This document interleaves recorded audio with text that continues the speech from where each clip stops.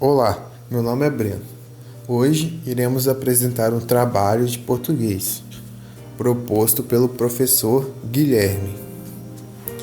Iremos falar um pouco sobre o autor Mia Couto e um de seus poemas, O Poente da Bandeira, que está na página 34 e 35, seu famoso livro Histórias Abençoadas. Ao longo do vídeo, iremos saber um pouco sobre o autor e a análise do poema feita por nós estudantes, com o incremento do contexto histórico vivido na época. Mia Couto é um escritor moçambicano que foi considerado autor de um dos melhores livros africanos do século XX. Conhecido em vários países do mundo, sua obra literária é composta por poemas, contos, crônicas e romances. Nela, além de incluir a sua crítica social e política, o autor dá amostras do quanto valoriza suas tradições. Mas o que escreve Mia Couto? Ele escreve livros de contos, crônicas, infantis, poesias e romances. O continente africano, com seu encanto e sua cultura, está em todos os livros de Mia Couto. Um dos mais relevantes autores da atualidade, ele produz obras que tentam recriar a língua portuguesa com uma influência moçambicana, produzindo um novo modelo de narrativa e revelando uma outra maneira de falar e de contar histórias. Mia Couto produz histórias repletas de humanidade, lirismo e fantasia.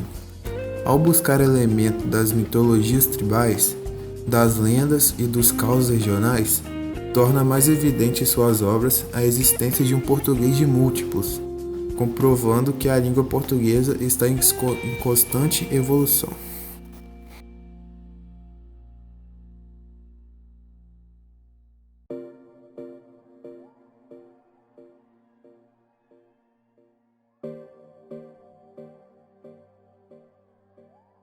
Eu sou Pedro Kramer e vou falar um pouco sobre a biografia de Mia Couto. Mia Couto é o pseudônimo para Antônio Emílio Leite Couto, um escritor e biólogo moçambicano, que desde criança gostava de escrever poemas e tinha algum deles publicado no jornal local.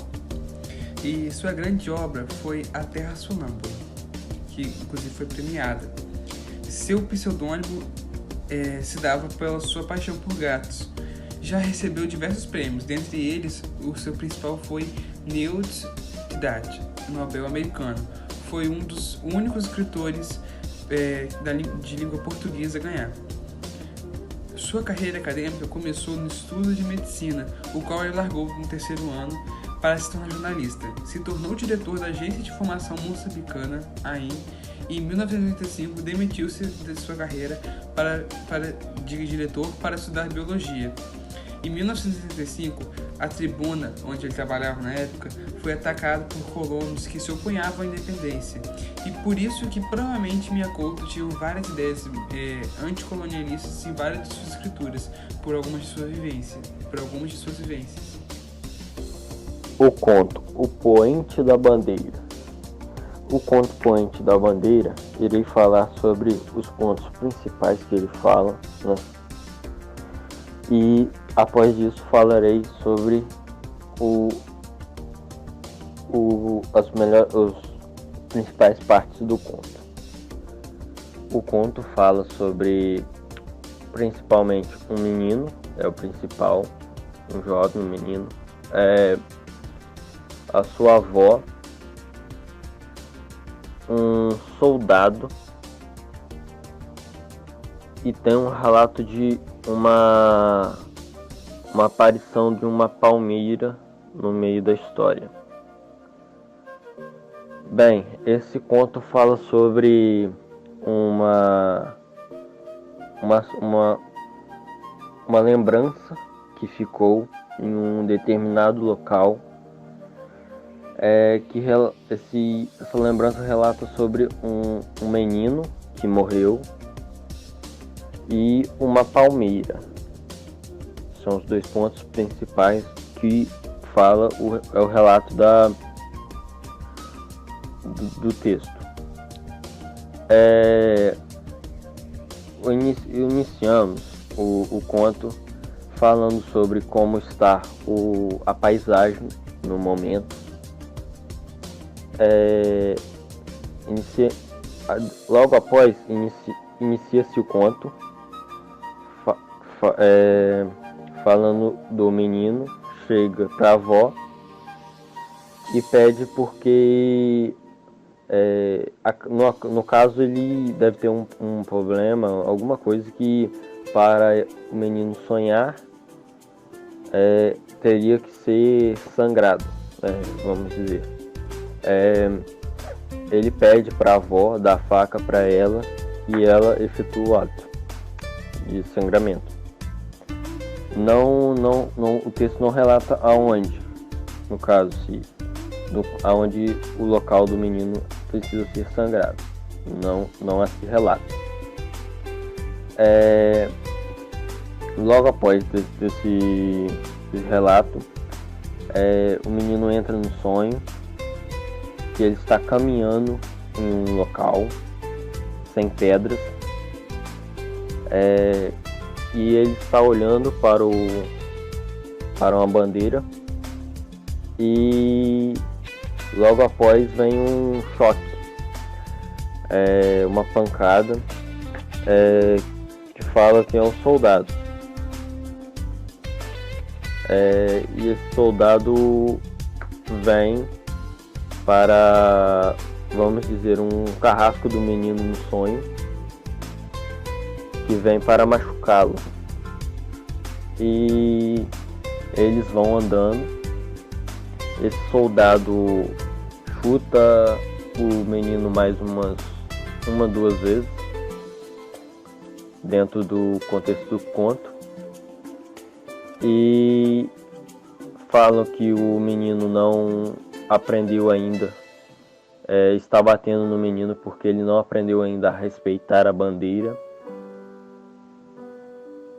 E aí vem em seguida o relato da palmeira, né? Essa palmeira, ela cai e num relâmpago, num clarão de luz, na verdade, ele some com um soldado, mata, não fala, né? E, bem, o conto termina com a avó, falando sobre a avó, que o menino morreu, e junto com a palmeira caiu e morreu também. E fica a lembrança do menino, a sombra do menino e a palmeira, num certo local.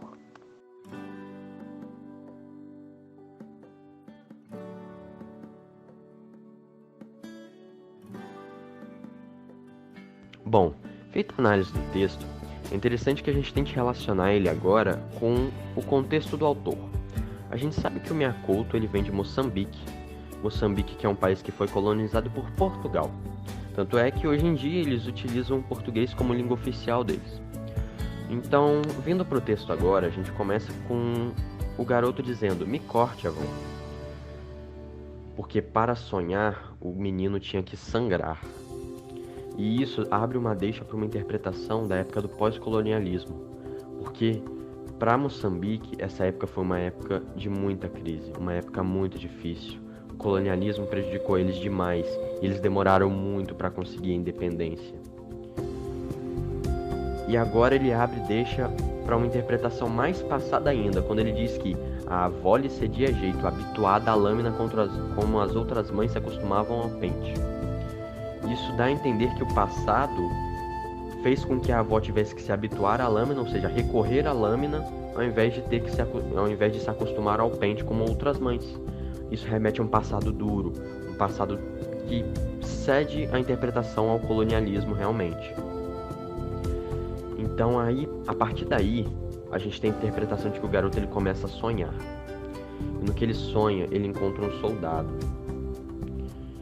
Esse soldado, ele, de primeira interpretação, não é o culpado da história. Ele é um robô que segue ordens. Ordens de quê? Da bandeira. A bandeira é o símbolo da opressão. A bandeira é o poder. A bandeira do país colonizador é aquilo que exerce força sobre Moçambique, que impede Moçambique de sonhar. E é para isso que o garoto tem que lutar. Então, o texto ele começa a descrever o lugar. Um lugar litorâneo, ele vê uma palmeira, ele vê uma areia assim. A gente entende que é um local, que é um litoral. A gente sabe que Moçambique é uma cidade litorânea. Então, a partir disso, a gente já entende, ali é Moçambique.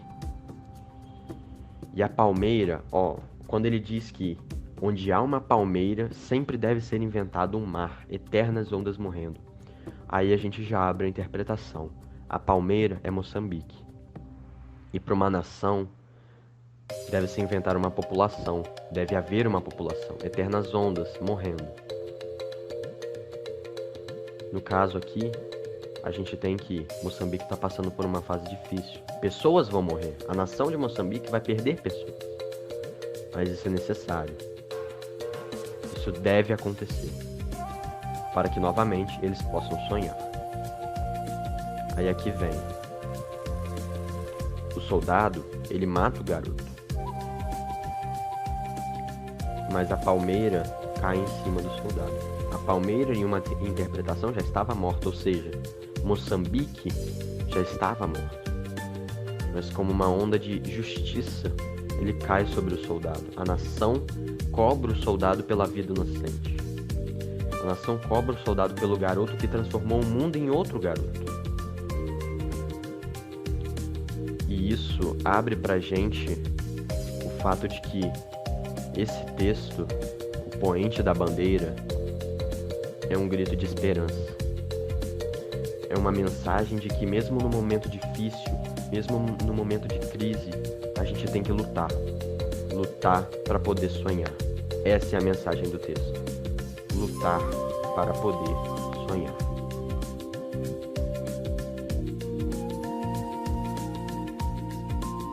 Como já dito anteriormente, Moçambique foi uma colônia de Portugal.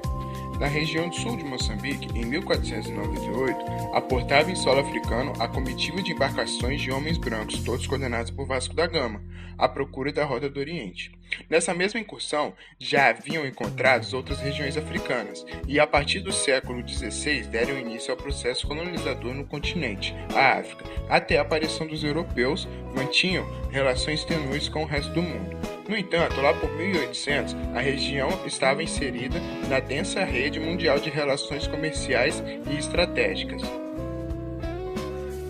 Cidade do Cabo, na África do Sul, e Moçambique foram os principais centros de ligação entre a Europa e a Ásia até o século XVIII, sendo nesse período vítimas de um vasto processo de colonização e exploração.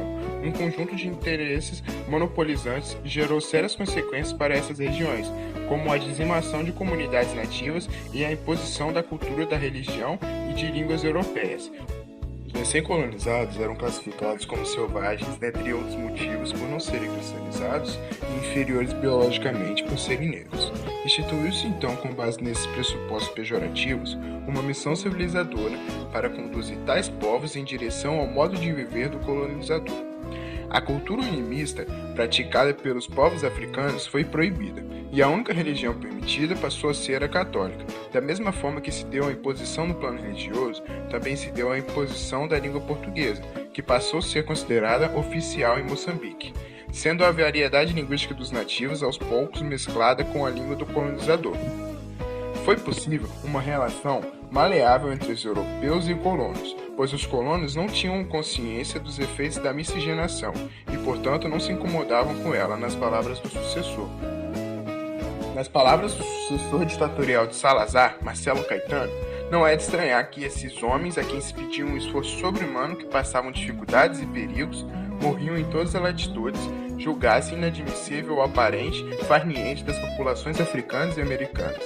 Por isso, como de resto aconteceu com os restantes povos colonizadores, forçaram-nas a trabalhar com eles, mas nessa colaboração forçada não houve ódio. Antes, sempre as relações dos portugueses com os povos nativos se caracterizavam por acentuada cordialidade. Apesar da suposta relação de acentuada cordialidade entre os portugueses e povos nativos, é sábio que eram cotidianas as violências sexuais sofridas pelas negras nas casas grandes e nas senzalas africanas, o que não se restringiu aos primeiros séculos de dominação, se estendendo também aos períodos em que os sucederam. Já segundo outros autores, o colonialismo português foi certamente o pior conhecido de todos, pois se valeu da violência demasiada, do extermínio de populações nativas, de imposições de trabalhos forçados e do controle de deslocamento. Teorias como a de que negros tinham mais habilidade para o exercício de atividades braçais, enquanto os brancos possuíam competências para atividades intelectuais, foram disseminadas entre os colonizados e colonizadores, entretanto, discursos como o pai de Jamil. A colonização portuguesa se intensificou com o surgimento do capitalismo, com a divisão das classes sociais e a solidificação da burguesia.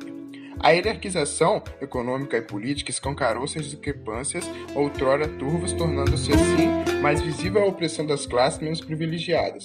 Além disso, surgiram políticas para civilizar os negros com o intuito de transformar os nativos em assimilados.